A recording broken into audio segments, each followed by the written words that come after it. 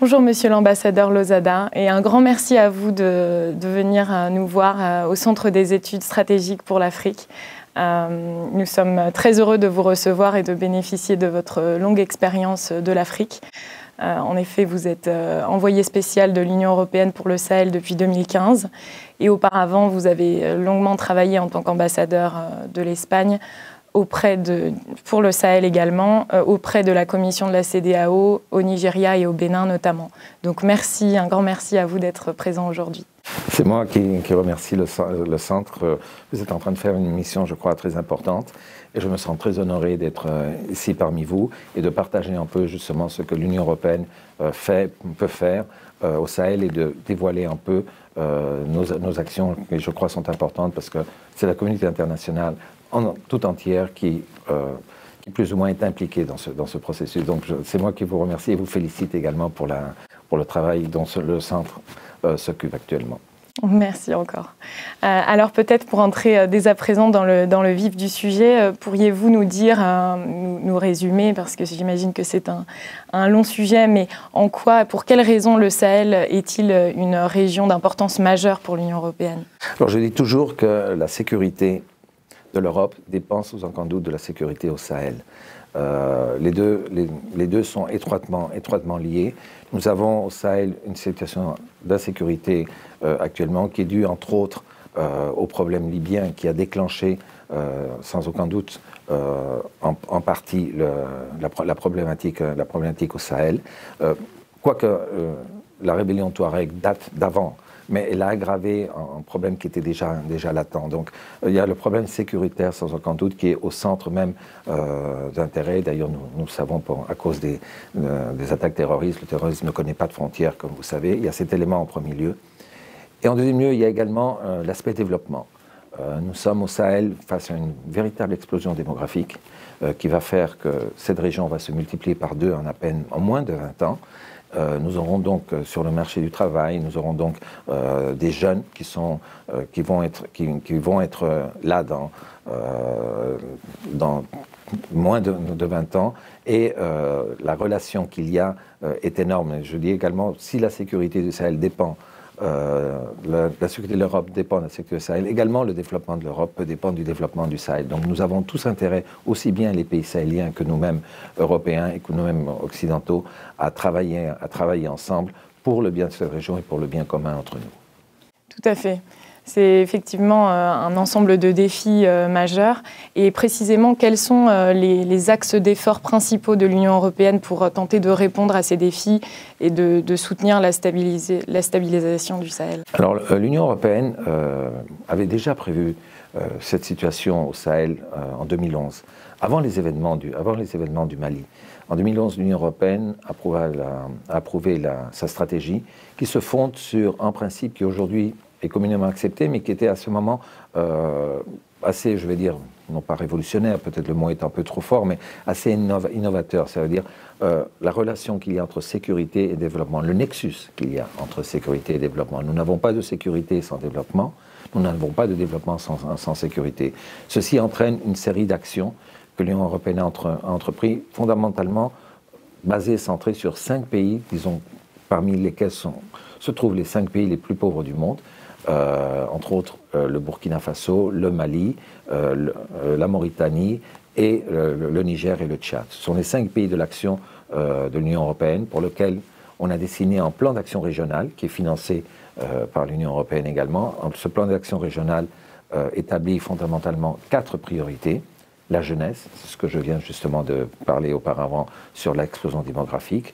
La lutte contre la radicalisation, qui est un élément fondamental dans cet élément de sécurité duquel je parlais auparavant. Le troisième, c'est la question de la migration, qui est une question qui, comme vous le savez bien, affecte l'Europe, mais également une question de population pour éviter le trafic illicite de personnes et le crime organisé qui est fait autour de ce grand problème. Et le quatrième est plutôt sécuritaire.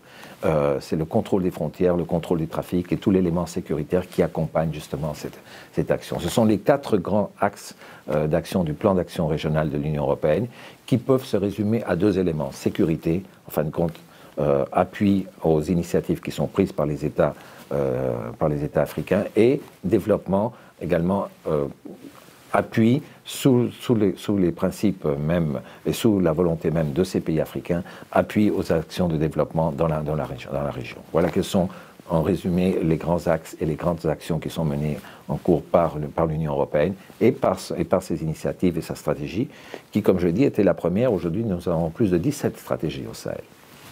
Oui, en effet. Donc, comme vous avez fait le lien avec la question suivante, qu'en est-il de la coordination avec les autres acteurs, notamment les partenaires africains et les acteurs internationaux qui sont également engagés selon différentes manières également au Sahel? Vous venez de toucher justement un des points qui est peut-être un des points les plus importants, le besoin d'une coordination effective entre nous et avec nos partenaires africains. Pour ceci, il y a un principe en plus qu'on se force de respecter et que d'ailleurs est au sein même de l'action de l'Union européenne, c'est le principe de l'appropriation. L'appropriation est essentielle, c'est-à-dire que ce sont les Africains qui décident quelles sont leurs priorités et l'Union européenne les accompagne. C'est pour ça qu'il y a un échange très très riche entre nous qui se fonde sur un partenariat stratégique. Aujourd'hui, par exemple, qui existe entre l'Union européenne et le G5. Comme vous savez, le G5 est né comme une organisation voulue par les chefs d'État, les 5 chefs d'État africains, sur ces deux volets, le volet sécurité et développement, auquel a été ajouté également par les Africains le volet gouvernance, selon la Constitution, la création du G5. Alors l'Union européenne appuie pleinement ces deux initiatives. Dans le secteur sécurité, il faut reconnaître l'effort extraordinaire qui a été mené par ces 5 pays de vouloir créer une force conjointe, ce qui est assez extraordinaire pour les 5 pays parmi les plus pauvres du monde. Et ils y sont parvenus, en à peine 2 ou 3 ans, ils sont parvenus à un effort assez extraordinaire. Et l'Union européenne les accompagne dans ce processus. Et de la même chose, je peux le dire, dans le secteur du développement. Les pays africains se sont réunis, ont proposé un programme d'investissement prioritaire, le fameux PIP, qui a été approuvé par le Conseil de ministres du G5, approuvé par les chefs d'État et soumis à la communauté internationale. Alors l'Union européenne a convoqué la conférence de Bruxelles pour le financement de la force conjointe et a participé très activement également à travers de l'Alliance Sahel, entre autres, qui est une initiative très intéressante des pays européens et ouverte à des tiers pays pour les secteurs du développement.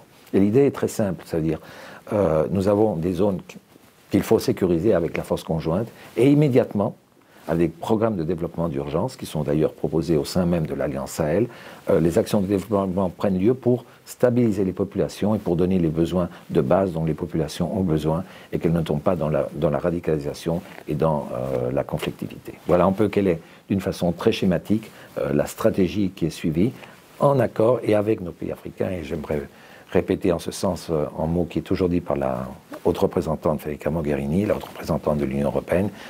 L'Union européenne ne travaille pas pour l'Afrique, non, nous travaillons avec l'Afrique. C'est ce partenariat stratégique auquel vous vous référiez tout à l'heure, en coordination avec la communauté internationale que l'Union européenne a convoquée lors des dernières conférences qu'elle a organisées. Tout à fait, on le voit, effectivement, cela semble être un effort réellement intégré et pluridimensionnel.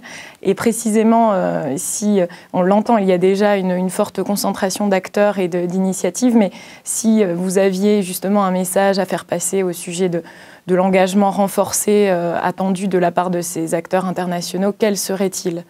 Il serait en premier lieu de respecter le principe d'appropriation des États africains. Également, de se centrer non seulement sur les aspects de sécurité, mais également sur les aspects de développement qui sont fondamentaux, comme je l'ai dit, parce que si nous n'avons pas de développement, nous pouvons, ils peuvent ratisser toutes les zones que vous voulez, mais si immédiatement il n'y a pas des actions de développement et les populations ne perçoivent pas les dividendes de la paix, nous n'allons nulle part. Donc, c'est de respecter vraiment cet élément. Également, de procéder à une communication correcte, communication qui touche les populations, toujours ceci dans l'esprit des principes fondamentaux que nous suivons tous, ça veut dire le respect des droits de l'homme, les questions de genre également qui sont très importantes dans le processus de paix, et finalement appuyer également le processus de paix au Mali, car également si je dis qu'il n'y a pas de sécurité en Europe, s'il n'y a pas de sécurité au Sahel, ou qu'il y a une relation directe entre les deux, également il est très difficile de voir la paix au Sahel s'il n'y a pas la paix au Mali. Et l'Union européenne est pleinement engagée avec les Nations Unies, avec les autres partenaires, avec les partenaires internationaux, avec l'Union africaine, pour que le processus de paix au Mali aille en avant et stabilise une région qui en a vraiment besoin. Tout à fait. Bien, merci beaucoup pour ces explications extrêmement éclairantes, Monsieur l'ambassadeur. Merci encore d'avoir pris sur votre temps pour venir nous voir ici au Centre des études stratégiques de l'Afrique. Et nous espérons vous revoir prochainement ici lors de votre prochain passage à Washington DC. Avec très grand plaisir. Et merci et félicitations pour ce que vous faites également. Merci encore.